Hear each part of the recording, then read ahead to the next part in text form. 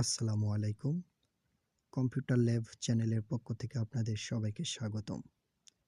ভিডিওর থাম্বনেল দেখে অবশ্যই বুঝতে পারছেন যে ভিডিওটি কোন বিষয়ের উপর হতে যাচ্ছে।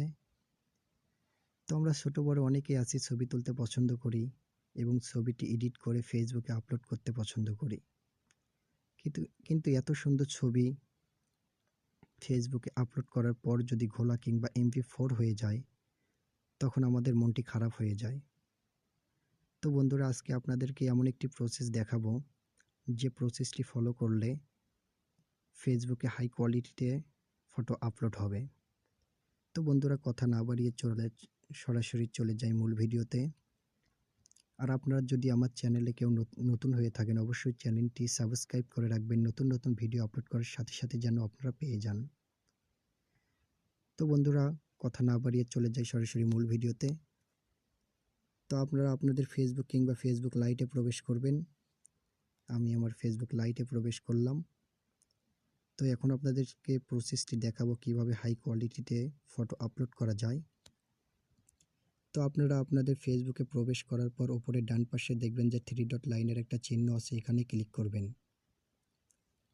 তো ক্লিক করার পর নিচের দিকে আসবেন। আসলে দেখতে পারবেন যে সেটিংস অ্যান্ড প্রাইভেসি, এখানে ক্লিক করবেন। করার পর দেখবেন যে সেটিংস নামে একটা অপশন আসবে, সেটিংসে প্রবেশ করবেন।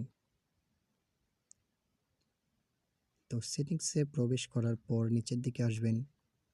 আসলে দেখবেন যে মিডিয়া নামে একটা অপশন আছে, এখানে ক্লিক করবেন। তো ক্লিক করার পর দেখবেন নিচে লেখা আছে ফটো কোয়ালিটি।